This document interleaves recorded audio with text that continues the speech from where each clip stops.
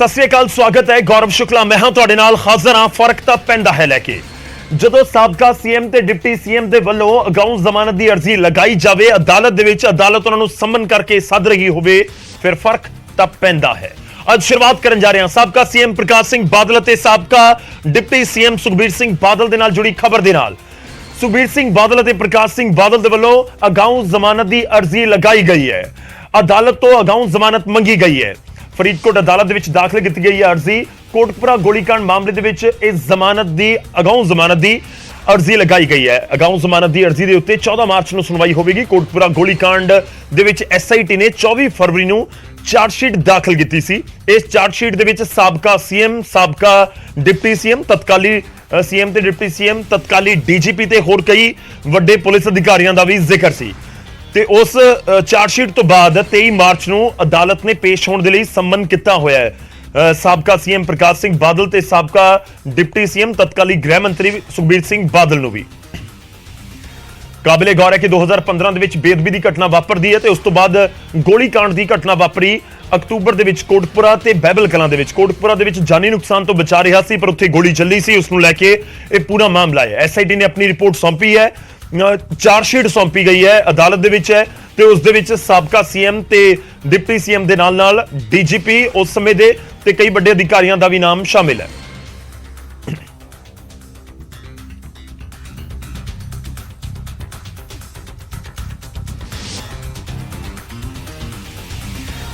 नरेश सेठी साडे सहयोगी इस समय फोन लाइन ते साडे नाल ने। नरेश, की कुछ तुहाडे कोल जानकारी जो अगाऊं जमानत की अर्जी लगाई गई है? बिल्कुल गुरु दस कि 24 फरवरी ਨੂੰ SIT ਜਿਹੜੀ ਕਿ ADGP LK यादव ਦੀ ਅਗਵਾਈ ਵਾਲੀ SIT ਜਿਹੜੀ ਕੋਟਕਪੂਰਾ ਗੋਲੀकांड ਮਾਮਲੇ ਦੀ ਜਾਂਚ ਕਰ ਰਹੀ ਸੀ ਤਾਂ ਉਸ ਵੱਲੋਂ ਜਿਹੜੀ ਇੱਕ ਚਾਰਜ ਸ਼ੀਟ ਦਾਖਲ ਕੀਤੀ ਗਈ ਜਿਹਦੇ ਵੀ ਇਸ ਮਾਮਲੇ ਵਿੱਚ ਦੋਸ਼ੀ ਸੀ। ਇਹਨਾਂ ਦੀ ਖਾਸ ਕਰਕੇ ਇਹ ਗੱਲ ਕਰੀਏ ਤਾਂ ਜਿਨ੍ਹਾਂ ਨੂੰ ਮੁਲਜ਼ਮ ਬਣਾਇਆ ਗਿਆ ਸੀ ਉਹਨਾਂ ਵਿੱਚ ਖਾਸ ਤੌਰ ਤੇ ਨਾਮ ਸੀਗਾ ਸਾਬਕਾ ਮੁੱਖ ਮੰਤਰੀ ਪ੍ਰਕਾਸ਼ ਸਿੰਘ ਬਾਦਲ ਦਾ ਔਰ ਉਸ ਤੋਂ ਇਲਾਵਾ ਗ੍ਰਹਿ ਮੰਤਰੀ ਸੁਖਬੀਰ ਸਿੰਘ ਬਾਦਲ, DGP ਸਮੈਥ ਸੈਣੀ ਔਰ ਇਸ ਤੋਂ ਇਲਾਵਾ ਹੋਰ ਵੀ ਕਈ ਜਿਹੜੇ ਪੁਲਿਸ ਅਧਿਕਾਰੀ ਇਸ ਵਿੱਚ ਜਿਹੜੇ ਨਾਮ ਜਿਨ੍ਹਾਂ ਦੇ ਸ਼ਾਮਲ ਹੋਏ ਸੀ। ਤਾਂ ਅੱਜ ਜਿਹੜੀ ਇੱਕ ਅਰਜੀ, ਇੱਕ ਅਗਾਊਂ ਜ਼ਮਾਨਤ ਦੀ ਅਰਜੀ ਜਿਹੜੀ ਫਰੀਦਕੋਟ ਦੀ ਅਦਾਲਤ ਵਿੱਚ ਲਗਾਈ ਗਈ ਹੈ ਸਾਬਕਾ ਮੁੱਖ ਮੰਤਰੀ ਪ੍ਰਕਾਸ਼ ਸਿੰਘ ਬਾਦਲ ਅਤੇ ਸੁਖਬੀਰ ਸਿੰਘ ਬਾਦਲ ਦੇ ਵਕੀਲ ਵੱਲੋਂ ਔਰ ਉਹਨਾਂ ਨੇ ਅਗਾਊਂ ਜ਼ਮਾਨਤ ਦੀ ਮੰਗ ਕੀਤੀ ਹੈ ਜਿਸ ਤੇ ਕਿ ਹੁਣ 14 ਮਾਰਚ ਨੂੰ ਸੁਣਵਾਈ ਹੋਣ ਜਾ ਰਹੀ ਹੈ ਔਰ ਫਰੀਦਕੋਟ ਦੀ ਅਦਾਲਤ ਵਿੱਚ 14 ਮਾਰਚ ਨੂੰ ਜਿਹੜੇ ਦੋਵਾਂ ਪੱਖਾਂ ਦੀ ਬਹਿਸ ਸੁਣਨ ਤੋਂ ਬਾਅਦ ਅਦਾਲਤ ਫੈਸਲਾ ਕਰੇਗੀ ਕਿ ਇਹਨਾਂ ਨੂੰ ਅਗਾਊਂ ਜ਼ਮਾਨਤ ਮਿਲਦੀ ਹੈ ਜਾਂ ਨਹੀਂ। ਬਿਲਕੁਲ ਗੌਰਵ, ठीक है, तो 14 मार्च ਨੂੰ ਕਲੀਅਰ ਹੋਏਗਾ ਕਿ ਅਗਾਊਂ ਜ਼ਮਾਨਤ ਦੇ ਉੱਤੇ ਅਦਾਲਤ ਦੇ ਵੱਲੋਂ ਕੀ ਫੈਸਲਾ ਸੁਣਾਇਆ ਜਾਂਦਾ ਹੈ। ਸ਼ੁਕਰੀਆ, ਧੰਨਵਾਦ ਸਾਡੇ ਨਾਲ ਜੁੜਨ ਦੇ ਲਈ ਨਰੇਸ਼, ਇਸ ਪੂਰੀ ਗੱਲਬਾਤ ਦੇ ਲਈ। ਅਗਾਊਂ ਜ਼ਮਾਨਤ ਦੀ ਅਰਜ਼ੀ ਲਗਾਈ ਗਈ ਹੈ ਸਾਬਕਾ ਸੀਐਮ ਪ੍ਰਕਾਸ਼ ਸਿੰਘ ਬਾਦਲ ਤੇ ਸਾਬਕਾ ਡਿਪਟੀ ਸੀਐਮ ਸੁਖਬੀਰ ਸਿੰਘ ਬਾਦਲ ਹੋਰਾਂ ਦੇ ਵੱਲੋਂ।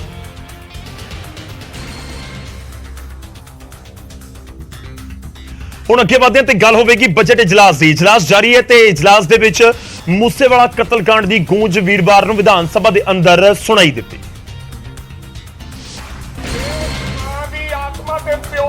विरोधी धिर दे वल्लों मुद्दा चुके जाते कैबिनेट मंत्री अमन अरोड़ा ने कहा कि सिद्धू की पूरी सुरक्षा नहीं सी हटाई गई, सगों इसनूं घटाया गया सी अते जो गनमैन दिते गए सन उन्हां नूं भी सिद्धू नाल लैके नहीं गया सी। दो गनमैन उन्हां कोल उस दिन भी सीगे। Listen, you ask his parents only, दो गनमैन उन्हां कोल उस दिन भी सीगे। उन्हां कोल उस दिन बुलेट प्रूफ गड्डी भी सीगी, ਉਹ ਤਾਂ ਲੈ ਕੇ ਨਹੀਂ ਗਏ। विरोधी धिर दे वल्लों कांग्रेस के पंजाब प्रधान अमरिंदर सिंह राजा वड़िंग ने सिद्धू मूसेवाला कतलकांड च शामिल सारे ही लोगों को नामजद किए जाने की मंग सरकार दे अगे रखी। जे ओरी मां दी आत्मा ते प्यो दी आत्मा तड़प रही है ते वो कह रहे सानू इंसाफ नहीं मिलिया। हर व्यक्ति का हक है कि मैं बयान करदा है कि फलाने बंदे नू नामजद किया जावे, फिर रौला की रह गया ते नामजद कर दिओ ते उन्हां दी आत्मा नू ठंड पा दिओ। सिद्धू मूसेवाला कतलकांड मामले च सज़ा का ऐलान जदों तक अदालत दे वल्लों नहीं हुंदा उस वेले तक सियासी धिरां दे विचाले इस मुद्दे ते सवाल जवाब या कहिए कि सियासत शायद इस तरीके ही जारी रहेगी। खैर, सियासी इल्जाम तराशियां दा दौर जारी है मूसेवाला कतलकांड दे उत्ते, पर सवाल यही है कि ਜਿਹੜੇ ਫੜੇ ਵੀ ਗਏ ਨੇ ਉਹ ਵੀ ਕਦੋਂ ਅੰਜਾਮ ਤੱਕ ਪਹੁੰਚਣਗੇ ਕਿਉਂਕਿ ਅਦਾਲਤੀ ਚਾਰਾਜੋਈ ਤਾਂ ਇੱਕ ਤਰੀਕੇ ਨਾਲ ਸ਼ੁਰੂ ਹੋ ਰੱਖੀ ਹੈ। ਉਧਰ ਵਿਧਾਨ ਸਭਾ ਦੇ ਵਿੱਚ ਬਜਟ ਇਜਲਾਸ ਦੇ ਚੌਥੇ ਦਿਨ ਗੋਇੰਦਵਾਲ ਸਾਹਿਬ ਜੇਲ੍ਹ ਦੇ ਵਿੱਚ ਹੋਏ ਕਤਲकांड ਦਾ ਮੁੱਦਾ ਗੁੰਝਿਆ ਤੇ ਕਾਂਗਰਸ ਨੇ ਕਤਲकांड ਦੇ ਮੁਲਜ਼ਮਾਂ ਦੀ ਗ੍ਰਿਫਤਾਰੀ ਨੂੰ ਲੈ ਕੇ ਸਵਾਲ ਚੁੱਕੇ। कांग्रेस के सीनियर आगू सुखजिंदर सिंह रंधावा ने इल्जाम लगाया कि कई दिन बीत जाने के बावजूद भी हुण तक कातल गिरफ्तार नहीं किए गए, जबकि उल्टा जेल प्रशासन के मुलाजमान ही गिरफ्तार किया गया है। FIR ਹੋ ਗਈ, ਉਹਨਾਂ ਮੁਲਜ਼ਮਾਂ ਦੀ ਅੱਜ ਤੱਕ ਅਰੈਸਟ ਨਹੀਂ ਹੋਈ।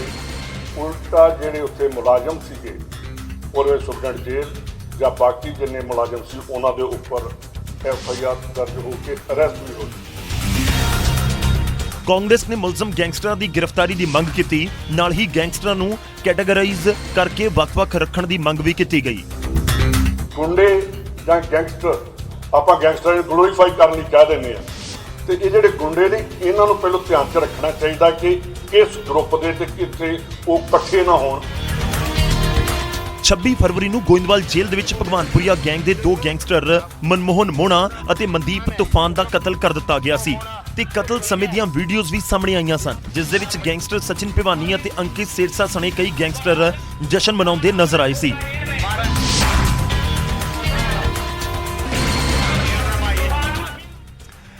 ਮੁੱਦਾ ਜੇਲ੍ਹ ਦੇ ਅੰਦਰ ਦਾ ਸੀ, ਉੱਥੇ ਵੀਡੀਓ ਬਣਨ ਦਾ, ਕਤਲ ਹੋਣ ਦਾ, ਤੇ ਇਹ ਮੁੱਦਾ ਗੂੰਜਦਾ ਵਿਧਾਨ ਸਭਾ ਦੇ ਅੰਦਰ ਨਜ਼ਰ ਆਇਆ।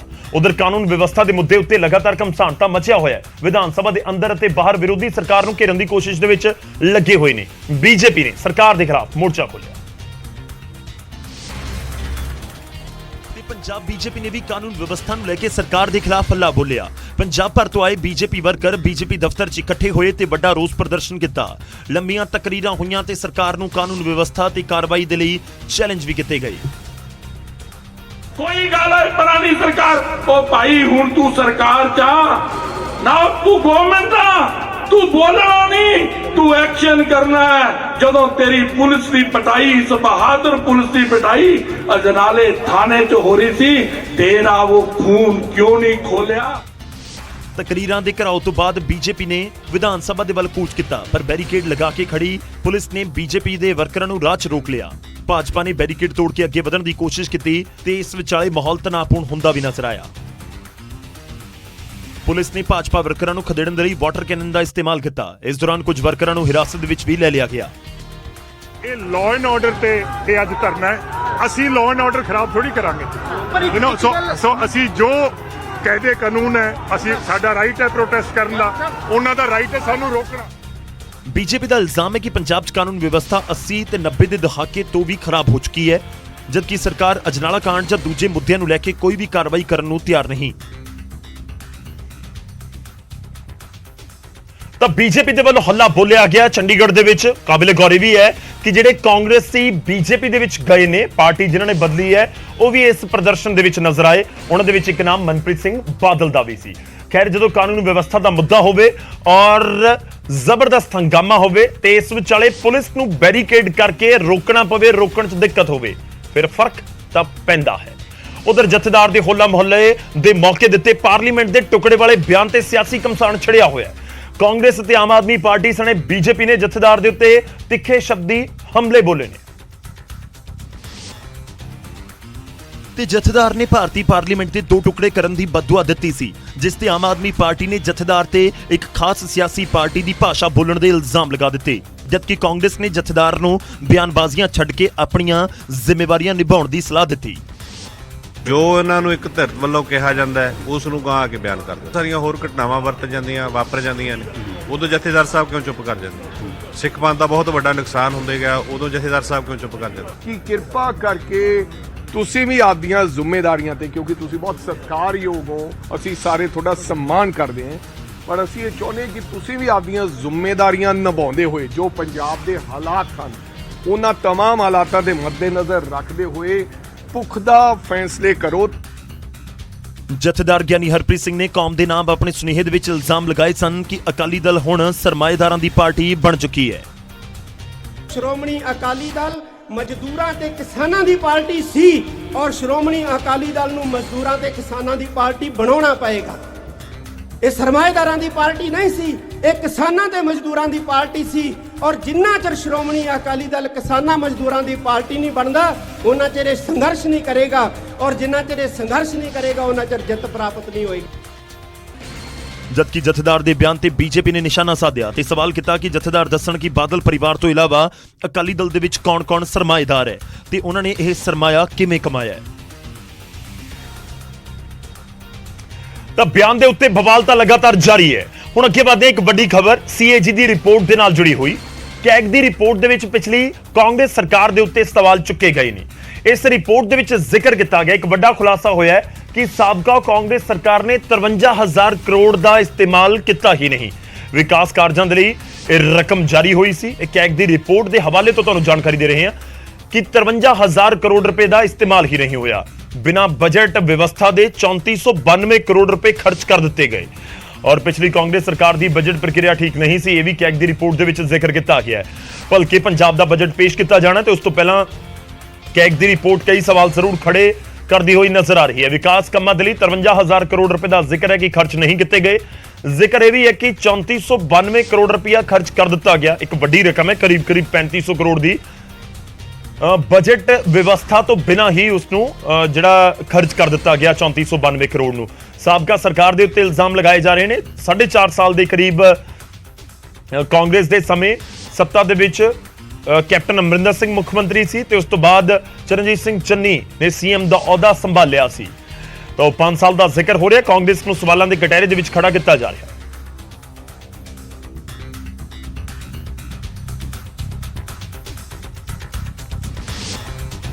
ਹੁਣ ਅਗਲੀ ਖਬਰ ਦਾ ਰੁਖ ਕਰਦੇ ਹਾਂ ਤੇ ਗੱਲ ਹੋਵੇਗੀ ਡੇਰਾ ਮੁਖੀ ਰਾਮ ਰਹੀਮ ਦੀ। ਡੇਰਾ ਮੁਖੀ ਦੀਆਂ ਮੁਸ਼ਕਲਾਂ ਇੱਕ ਵਾਰ ਹੋਰ ਵਧਦੀਆਂ ਹੋਈਆਂ ਨਜ਼ਰ ਆ ਰਹੀਆਂ ਨੇ। ਰਾਮ ਰਹੀਮ ਦੇ ਖਿਲਾਫ ਜਲੰਧਰ ਦੇ ਵਿੱਚ ਇੱਕ ਪਰਚਾ ਦਰਜ ਕੀਤਾ ਗਿਆ। FIR ਹੋਈ ਹੈ ਜਲੰਧਰ ਦੇ ਵਿੱਚ। ਜਲੰਧਰ ਦੇ ਪਤਾਰਾ ਥਾਣੇ ਦੇ ਵਿੱਚ ਇਹ ਮਾਮਲਾ ਦਰਜ ਕੀਤਾ ਗਿਆ ਹੈ। ਮਾਮਲਾ ਇਹ ਧਾਰਮਿਕ ਭਾਵਨਾਵਾਂ ਨੂੰ ਠੇਸ ਪਹੁੰਚਾਉਣ ਦਾ, ਇਤਿਹਾਸ ਨੂੰ ਗਲਤ ਢੰਗ ਦੇ ਨਾਲ ਪੇਸ਼ ਕਰਨ ਦਾ। ਗੁਰੂ ਰਵਿਦਾਸ ਜੀ ਅਤੇ ਭਗਤ ਕਬੀਰ ਬਾਰੇ ਇਤਿਹਾਸ ਗਲਤ ਦੱਸਿਆ ਗਿਆ। ਇਹ ਗਲਤ ਇਤਿਹਾਸ ਦੱਸਣ ਦੇ ਇਲਜ਼ਾਮਾਂ ਦੇ ਵਿੱਚ ਜਲੰਧਰ 'ਚ ਧਾਰਮਿਕ ਭਾਵਨਾਵਾਂ ਨੂੰ ਠੇਸ ਪਹੁੰਚਾਉਣ ਦਾ ਮਾਮਲਾ ਰਾਮ ਰਹੀਮ ਦੇ ਖਿਲਾਫ ਦਰਜ ਕੀਤਾ गया। जलंधर देहाती के थाना पतारा में हमें कंप्लेंट मिली थी। जो कंप्लेंट थी श्री गुरु रविदास टाइगर फोर्स की ओर से, जो उसके प्रधान हैं उन्होंने कंप्लेंट दी थी। उस कंप्लेंट के बिहाफ पे जो राम रहीम ने अपनी स्पीच के दौरान एक कुछ स्टोरी सुनाई थी अपनी संगत को। उसमें श्री गुरु रविदास महाराज और सतगुरु कबीर जी के कोई अपशब्द बोले गए हैं। उन्होंने वो हमें रिटन कंप्लेंट की थी। उसी के बिहाफ पे हमने FIR नंबर 17 दर्ज की है और जो फर्दर जो हमारी इन्वेस्टिगेशन है वो चल रही है। जो शॉर्टली राम रहीम का जो कुछ चैनल है जो उन्होंने लिखा हुआ है कंप्लेंट में, उसी पे अपलोड हुई थी। ਤਾਂ ਰਾਮ ਰਹੀਮ ਦੀਆਂ ਮੁਸ਼ਕਲਾਂ ਵਧੀਆਂ ਹੋਈਆਂ ਨਜ਼ਰ ਆ ਰਹੀਆਂ। ਮੌਜੂਦਾ ਸਮੇਂ ਦੇ ਵਿੱਚ ਰਾਮ ਰਹੀਮ ਰੋਹਤਕ ਦੀ ਸੁਨਾਰੀਆ ਜੇਲ੍ਹ ਦੇ ਵਿੱਚ ਬੰਦ ਹੈ। ਅਗਲੀ ਖਬਰ ਦਾ ਰੁਖ ਕਰਦੇ ਹਾਂ। ਲੁਧਿਆਣਾ ਦੇ ਇੱਕ ਨਿੱਜੀ ਡੈਂਟਲ ਕਾਲਜ ਦੇ ਵਿੱਚ ਬਣੇ ਕੁੜੀਆਂ ਦੇ ਹੌਸਟਲ ਦੇ ਵਿੱਚ ਇੱਕ ਸਿਰਫਿਰਾ ਵੜ ਗਿਆ ਤੇ ਹੌਸਟਲ ਦੇ ਵਿੱਚ ਉਸਨੇ ਜੰਮ ਕੇ ਹੰਗਾਮਾ ਕੀਤਾ। ਤੇ ਘਟਨਾ ਹੋਲੀ ਵਾਲੇ ਦਿਨ ਦੀ ਹੈ ਜਦੋਂ ਇਹ ਸਿਰਫਿਰਾ ਕੰਧਾਂ ਕੋਠੇ ਟੱਪਦਾ ਅੰਦਰ ਆ ਵੜਿਆ। ਉਧਰ ਇਸ ਘਟਨਾ ਤੋਂ ਬਾਅਦ ਵਿਦਿਆਰਥਣਾਂ ਨੇ ਹੋਸਟਲ ਦੇ ਗੇਟ ਦੇ ਉੱਤੇ ਧਰਨਾ ਦਿੱਤਾ ਤੇ ਸੁਰੱਖਿਆ ਨੂੰ ਲੈ ਕੇ ਸਵਾਲ ਖੜੇ ਕੀਤੇ। बैक साइड तो कोई आया है, ਉਹਨੇ ਕਿਸੇ ਕੁੜੀ ਨੂੰ ਅਸੌਲਟ ਕਰਨ ਦੀ ਕੋਸ਼ਿਸ਼ ਕੀਤੀ ਹੈ ਤੇ ਆਪਾਂ ਸਿਕਿਉਰਿਟੀ ਚਾਹੁੰਦੇ ਹਾਂ। ਸਿਕਿਉਰਿਟੀ ਬਿਲਕੁਲ ਨਹੀਂ ਹੈ ਇਸ ਕਾਲਜ 'ਚ। ਇਲਜ਼ਾਮ ਹੈ ਕਿ ਸਿਰਫਿਰੇ ਨੇ ਪਹਿਲਾਂ ਹੰਗਾਮਾ ਕੀਤਾ ਤੇ ਫਿਰ ਇੱਕ ਕੁੜੀ ਦੀ ਗਰਦਨ ਦੇ ਉੱਤੇ ਚਾਕੂ ਰੱਖ ਦਿੱਤਾ। ਹਾਲਾਂਕਿ ਰੌਲਾ ਪੈਣ ਤੋਂ ਬਾਅਦ ਉਹ ਮੌਕੇ ਤੋਂ ਭੱਜ ਗਿਆ। ਉਧਰ ਪੁਲਿਸ ਕਾਰਵਾਈ ਦਾ ਭਰੋਸਾ ਦੇ ਰਹੀ ਹੈ। ਲਾਇਆ ਉੱਥੇ ਕੋਈ ਮੁੰਡਾ ਘੁਸ ਗਿਆ ਅੰਦਰ, ਉਹਨੇ ਕੁੜੀ ਦੇ ਗਰਦਨ ਤੇ ਰੱਖ ਕੇ ਕੋਈ ਅਟੈਂਪਟ ਕੀਤਾ ਹੈ। ਗਰਦਨ ਤੇ ਚਾਕੂ ਰੱਖ ਕੇ ਅਟੈਂਪਟ ਕੀਤਾ ਹੈ। ਅਸੀਂ ਇੱਥੇ ਪਹੁੰਚ ਗਏ ਹਾਂ। ਬੇਟੀ ਦੇ ਲੜਕੀ ਦੇ ਬਿਆਨ ਲਿਖ ਲਏ। ਅਸੀਂ ਪਰਚਾ ਦਰਜ ਕਰਕੇ ਕਾਰਵਾਈ ਕਰ ਰਹੇ ਹਾਂ। CCTV ਵਗੈਰਾ ਦੇਖ ਰਹੇ ਹਾਂ। ਇਸ ਪੂਰੀ ਘਟਨਾ ਤੇ ਕਾਲਜ ਪ੍ਰਸ਼ਾਸਨ ਨੇ ਚੁੱਪ ਵੱਟੀ ਹੋਈ ਹੈ। ਪਰ ਇਸ ਵਿਚਾਲੇ ਕਾਲਜ ਵਿਦਿਆਰਥਣਾਂ ਹੌਸਟਲ ਦੇ ਅੰਦਰ ਆਪਣੀ ਸੁਰੱਖਿਆ ਨੂੰ ਲੈ ਕੇ ਚਿੰਤਤ ਨਜ਼ਰ ਆਈਆਂ।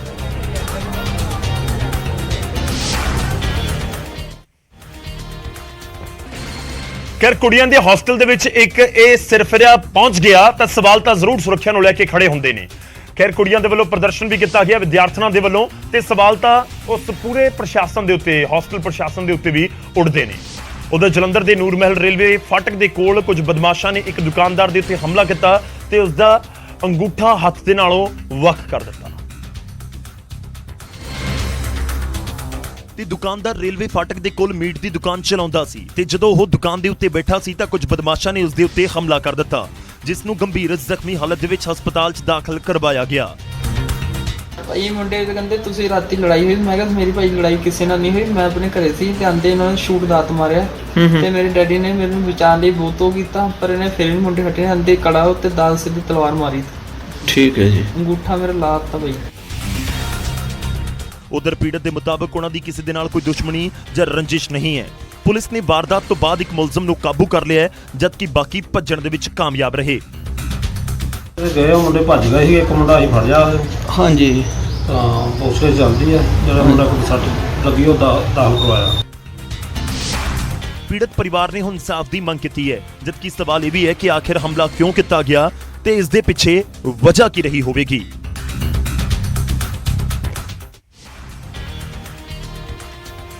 ਅਗਲੀ ਖਬਰ ਵੀ ਜਲੰਧਰ ਤੋਂ ਹੈ। ਜਲੰਧਰ ਦੇ ਟਰਾਂਸਪੋਰਟ ਨਗਰ ਦੇ ਵਿੱਚ ਹੋਲੀ ਵਾਲੇ ਦਿਨ ਮਹਿਜ਼ ਰੰਗ ਲਗਾਉਣ ਨੂੰ ਲੈ ਕੇ ਇੱਕ ਨੌਜਵਾਨ ਦਾ ਕਤਲ ਕਰ ਦਿੱਤਾ ਗਿਆ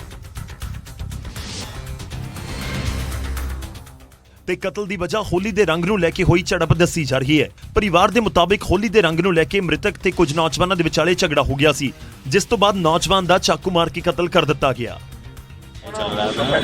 तो जैसे भैया छुड़ाने गए वो आए बाहर से बंदे चाकू मार दिए। कौन थे पता है जिनके साथ लड़ाई? जो मेन है वो तो पकड़ा गया है, वो तो थाने में है। लड़ाई का कारण क्या था? लड़ाई के कारण नहीं पता है। घटना दी तो होली ਦੇ ਰੰਗ ਦੇ ਉੱਤੇ ਆਮ ਤੌਰ ਤੇ ਕਈ ਵਾਰ ਅਜਿਹੀਆਂ ਝੜਪ ਜਾਂ ਬਹਿਸ ਹੁੰਦੀਆਂ ਦੇਖੀਆਂ ਗਈਆਂ ਨੇ, ਪਰ ਜਦੋਂ ਸਿਰਫ ਰੰਗ ਲਗਾਉਣ ਵਰਗੇ ਛੋਟੇ ਮਸਲੇ ਨੂੰ ਲੈ ਕੇ ਤਕਰਾਰ ਇੰਨੀ ਵੱਧ ਜਾਵੇ ਕਿ ਕਿਸੇ ਦਾ ਕਤਲ ਕਰ ਦਿੱਤਾ ਜਾਵੇ, ਫਿਰ ਫਰਕ ਤਾਂ ਪੈਂਦਾ ਹੈ। ਫਰਕ ਤਾਂ ਪੈਂਦਾ ਦੇ ਵਿੱਚ ਵੇਲਾ ਹੋ ਚਲਿਆ ਤੁਹਾਡੇ ਤੋਂ ਇਜਾਜ਼ਤ ਲੈਣ ਦਾ। ਰਾਤ 9 ਵਜੇ ਮੁੜ ਤੋਂ ਮੁਲਾਕਾਤ ਹੋਵੇਗੀ। ਫਿਲਹਾਲ ਦੇ ਲਈ ਮੈਨੂੰ ਇਜਾਜ਼ਤ ਦਿਓ। ਤੁਸੀਂ ਜੁੜੇ ਰਹੋ ਨਿਊਜ਼ 18 ਪੰਜਾਬ ਹਰਿਆਣਾ।